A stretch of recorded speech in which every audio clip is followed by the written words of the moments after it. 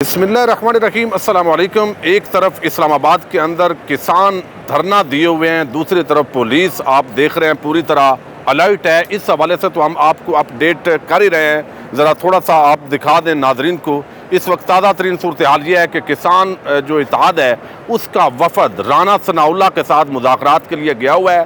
पहले तारक बशीर चीमा जो है वो उनके सामने आए थे और उनकी ये शर्त थी किसान इत्तेहाद की कि तारक बशीर चीमा जैसा दोगला शख्स जो है उससे वो कतन मुज़ाकरात नहीं करेंगे। तो दोबारा एक दफ़ा यहाँ लाइन अप हुए, ऑपरेशन की तैयारी थी, लेकिन फिर हालात बदले और मुज़ाकरात के लिए दोबारा राना सनाउल्लाह ने बुलाया है। इस पर तो हम बात करते रहेंगे, लेकिन आज इंसाफ का नंगा नाच इस्लामाबाद के अंदर आवाम ने देखा है।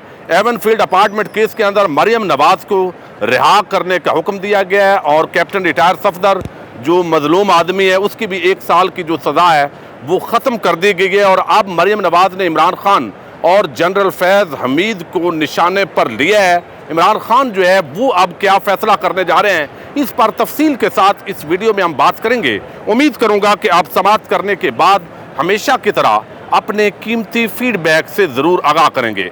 हमने देखा है पाकिस्तान के अंदर जो पॉलिटिकल शख्सियात हैं उन पर बड़े केसेस बने हैं, करप्शन के इल्ज़ामात लगे हैं। एक वक्त होता है वो मुहिब वतन होते हैं, दूसरे ही लम्हे वो गद्दार होते हैं, एक ही लम्हे वो करप्ट होते हैं, दूसरे ही लम्हे वो बाइज़्ज़त बरी होते हैं। तो ये जो इंसाफ का एक नंगा नाच इस मुल्क के अंदर जारी है, इस पर लोग बड़े हैरान हैं। जिन लोगों ने पहले फैसला दिया था उन जजेस को क्या कहेंगे, जिन एजेंसीज ने ये रिपोर्ट किया था कि एवनफील्ड अपार्टमेंट्स और जिस तरह जो कंपनीज थी वो लंदन के अंदर प्रॉपर्टीज वो शरीफ खानदान की हैं, मरियम नवाज उसकी बेनिफिशियल ओनर हैं। मरियम नवाज ने और हुसैन नवाज ने खुद इसको तस्लीम किया। पहले कहा मेरी लंदन तो क्या पाकिस्तान में कोई प्रॉपर्टी नहीं है, फिर उन्होंने कहा अल्हम्दुलिल्लाह ये सब हमारी हैं। तो नवाज शरीफ और पूरा शरीफ खानदान जिस तरीके से ये खेल खेलता रहा है वो पूरी कौम ने देखा है। लेकिन ये लगता ये है कि अगरचे जजेस के फैसले पर तो तनकीद हो सकती है, जजेस के कंडक्ट पर हम बात नहीं करेंगे, लेकिन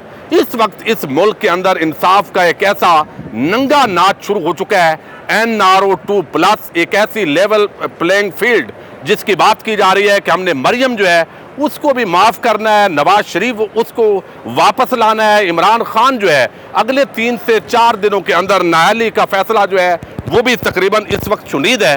तो ये किस तरफ इस माहौल को ले जाने की कोशिश की जा रही है।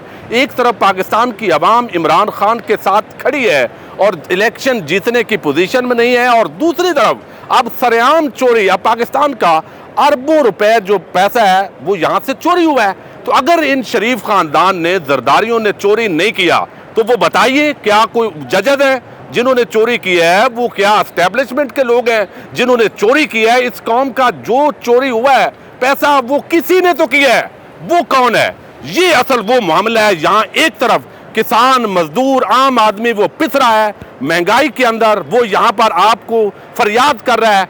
दूसरी तरफ इस मुल्क के अंदर चोरों, डकैतों, लुटेरों उनका एक ऐसा राज शुरू हो चुका है। अब ये जो हाई कोर्ट के अंदर अपील हुई है, मुअज़्ज़ज़ जो जस्टिस है आमर फारूक और जस्टिस मोहसिन अख्तर कियानी साहब, ये 2 रुकनी जो डिवीजनल बेंच है इसने अपीलों की समाअत की है। पहली बात तो ये है कि इनको सजाएं हुई, नवाज शरीफ को भी सजा हुई।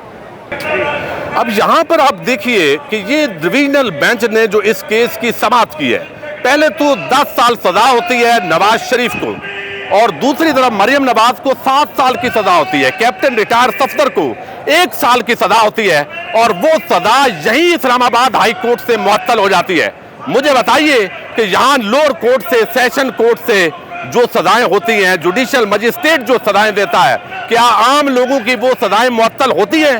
तो यहाँ तो सजा देने के बावजूद भी इन लोगों को जेल में नहीं रखा गया, नवाज शरीफ को डील करके बैरून मुल्क लंदन के अंदर भेजा गया।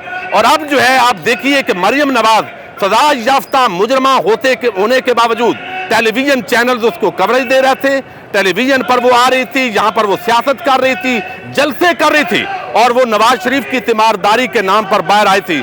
अगर इनकी सजाएं गलत थी तो वो कम से कम उन लोगों को, उन एजेंसीज के लोगों को, उन इन्वेस्टिगेटर्स को, उन सब को पकड़कर लोगों के सामने लाइए। जिस तरह अब शहबाज शरीफ जो है इस मुल्क का वजीर आजम है, हमारी कोई जाती दुश्मनी नहीं है, लेकिन वो सवाल है जो आम पाकिस्तान के ज़हन के अंदर, पाकिस्तानी के ज़हन के अंदर पैदा होते हैं कि अब 16 अरब रुपए की एक नंगी जो ट्रांजैक्शन हैं बड़ी क्लियर वो शहबाज शरीफ के हवाले से मौजूद है। और शहबाज शरीफ इस मुल्क का वजीर आजम बना हुआ है, ये पीछे ऐवान इक़्तिदार है, वहां पर बैठा हुआ है, मुल्क के स्याह सफेद का मालिक है। फिर उसका बेटा हमजा शहबाज जो है वो पंजाब का वजीर आला बन जाता है। और ये जो मुअज़्ज़ज़ जजेस हैं, ऐसे लगता था कि जैसे वो तुल गए कि इस केस के अंदर बरी होना है। नैब का आपको इल्म है कि जो पर काटे गए, नैब की तरमीम कर दी गई।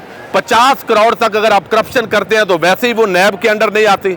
जितने चोर डाकू बैठे हैं, जिसका एक एक केस बनता था, उन्होंने कहा ये शिक भी उड़ा दो, ये शिक भी उड़ा दो। तो जितना उनका बनता था, अपने मतलब की चीजें जो है वो उन्होंने हटा दी। और बिल आखिर अब कहा गया कि नैब साबित करे कि लंदन के अंदर जो प्रॉपर्टीज हैं, एवन फील्ड अपार्टमेंट्स, वो मरियम नवाज बेनिफिशियल ओनर है। तो नैब क्या साबित करेगा?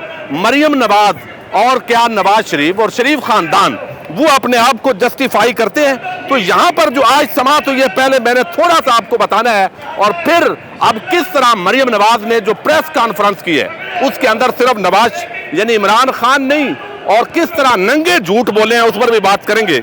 अब यहां पर उन्होंने कहा जी, सरदार मुजफ्फर अब्बासी आज पेश हुए हैं जो नैब के डिप्टी प्रोसिक्यूटर हैं, और पहले जो है वो आपको इल्म है कि दूसरे प्रोसिक्यूटर साहब आज बीमार हो गए, और उन्होंने कहा कि बतौर नैब गवाह आए हैं ये जो आमिर ज़िया साहब थे, वाजिद ज़िया। अब इस पर जज साहब ने कहा जनाब वो तो तफ्तीशी हैं, तो तफ्तीशी का क्या हमने करना है। सुप्रीम कोर्ट में एडवोकेट ऑन रिकॉर्ड दरख्वास्त दायर करता है, क्या AOR को बतौर गवाह अदालत में बुलाया गया? सरदार मुजफ्फर अब्बासी ने कहा वो मुतफरक दरख्वास्त हसन नवाज और हुसैन नजबाज ने दायर की थी। तो जस्टिस आमर फारूक उन्होंने कहा कि उस्मान चीमा ने मौक़िफ़ लिया था कि मरियम नवाज का 1996 से किरदार शुरू नहीं होता। नैब प्रोसिक्यूटर ने कहा था कि मरियम नवाज का किरदार 2006 से शुरू होता है। तो अब नैब की जो पिछली हेयरिंग्स थी वो भी हमने सुनी। मौजूदा जो है आज 2 घंटे की समाअत हुई जिसके अंदर कहा गया जी आप सारा कुछ लेकर आएँ। तो वो कहा गया जनाब हम किधर से लेकर आए, हमारे पास तो यही सबूत है। तो नेस्कोल और नेल्सन 2 कंपनीज जिनकी बुनियाद पर ये शरीफ खानदान की प्रॉपर्टीज थी, ये दोनों की दस्तावेजात पेश की गई अदालत के अंदर। फिर जज साहब आमिर फारूक साहब ने पूछा कि क्या ये तस्दीक शुदा है, तो वकील अमजद परवेज ने कहा जी ये तस्दीक शुदा सर्टिफिकेट की कापी है। जस्टिस आमिर ने कहा कि ये तो तस्लीम शुदा हकीकत है कि प्रॉपर्टीज नेल्सन और नेस्कोल की मलकियत है, चारों अपार्टमेंट्स की लैंड रजिस्ट्रीज ऐसी ही होंगी।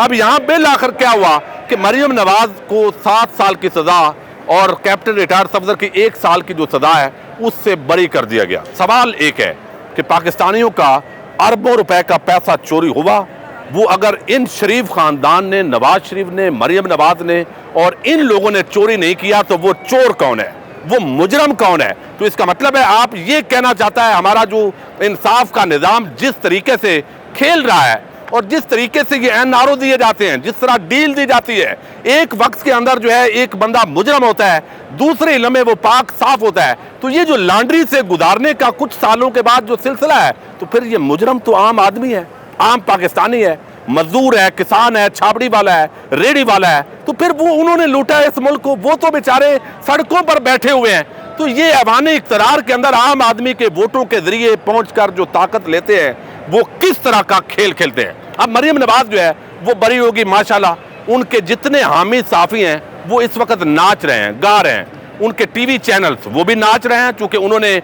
उनका बिकाऊ मीडिया जो है वो बिल्कुल उसी तरीके से चलता है। हमने देखा है ये किसान है 2 दिन से बैठे हुए हैं और यहाँ इनकी कवरेज ना जियो ने की है, ना ARY ने, ना दुनिया न्यूज़ ने या किसी ने। ये अपने मुतालबात जायज लेकर आए हैं। क्यों कि इनके मालिकों ने इनको रोका हुआ है कि किसानों की कवरेज नहीं करनी। आम आदमी जो है उसकी तो आप कवरेज करने के लिए तैयार नहीं है। फिर जो आज प्रेस कॉन्फ्रेंस की गई है, उस प्रेस कॉन्फ्रेंस के अंदर मरियम नवाज कह रही हैं कि जो अपनी ऑडियो लीक का मामला आया है तो वो उसको गोलमोल कर रही हैं। वहाँ पर वो कह रही हैं कि जनाब मैंने तो अपने चचा को कहा और मैंने अपने दामाद के लिए कहा, भाई आपकी 8 ऑडियोज लीक हुई हैं, आप उसके अंदर सेहत कार्ड के खात्मे की बात कर रही हैं और वो भी आप जस्टिफाई कर रही हैं। पूरा जिस तरीके से आपने खेल खेला है वो आपका पूरा सामने आ गया है। तो उन 8 जो ऑडियोज आई हैं उनकी तहकीकात का मुतालबा क्यों नहीं हो रहा? उस पर JIT बनाने की बात क्यों नहीं आ रही? इमरान खान की जो कल ऑडियो लीक हुई है उसके अंदर बिल्कुल वाज़ेह हो गया है कि वहाँ पर जो है वो जिस तरीके से बात कर रहे थे वो जस्टिफाइड है और हमेशा इमरान खान यही बात करते रहे। अब यहाँ पर एक उन्होंने ये बात की कि चूंकि मलबा अब जनरल फैज़ पर डालना है तो वो कहते हैं कि ये इमरान खान और उनका जो कोच है वो ये कर रहे हैं, यानी उनका ये काम है, ये जो ऑडियो हमारी लीक हो रही है। तो इसका मतलब ये है कि पहले अपने जो बिकाऊ सहाफ़ी हैं उनके ज़रिए एक बयानिया बनाया जाता है। पहले कहा जाता है कि जनाब आप ये थोड़ा सा जनरल फैज़ का नाम ले दें, तो जनरल फैज़ का नाम ले लिया। फिर कहा कि उस वक़्त ऐसे लोग भर्ती करवाए गए थे IB के अंदर तो उन्होंने ये बग किया होगा, तो बग़ैर तहकीकात के। वैसे तो मैं हैरान हूँ, हमारा जो ISPR है एक बड़ा ज़बरदस्त इदारा है और वो बयान भी जारी करता है, और जब उनको गुस्सा भी आता है जब इमरान खान गुफ्तगू करे या कोई और, लेकिन जनरल फैज़ क्या पाकिस्तान का जो कोर कमांडर नहीं है?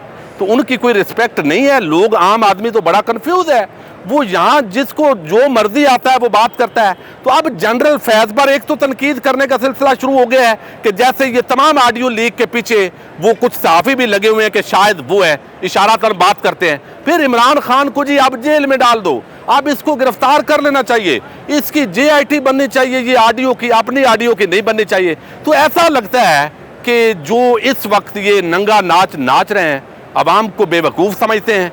नवाज शरीफ को इसहाक डार आ चुका है, मरियम नवाज बरी हो चुकी हैं, चंद दिन बाद मरियम लंदन रवाना होंगी और फिर नवाज शरीफ जो है वो वापस पाकिस्तान आने हैं। इमरान खान को चंद दिनों के बाद नाअहल करने की एक कोशिश की जा रही है। उसके बाद जो अवामी रद्द अमल होगा उसके जिम्मेदार कौन होंगे? ये हालात मैं तो समझता हूँ कि पाकिस्तान के कोई दुरुस्त नहीं जा रहे, और जो भी आर्किटेक्ट हैं, जो भी सोच विचार करने वाले हैं, जो भी खेल खेल रहे हैं, मुझे नहीं लगता कि ये उनका खेल जो है वो कामयाब होगा, चूंकि इमरान खान नाअहली के बाद मजीद ख़तरनाक हो जाएगा। बहरहाल ये इस वक्त सूरत हाल है और इमरान खान ने पूरी तरह ये अनाउंस किया है कि वो इस NRO-2 जो होने जा रहा है और हो चुका है, कुछ कंप्लीट हो गया, और आवाम को बेदार करेंगे और इस पूरे सिलसिले को नाकाम करके दिखाएंगे। देखते हैं क्या होता है। इजाज़त दीजिएगा, अल्लाह हाफ़िज़।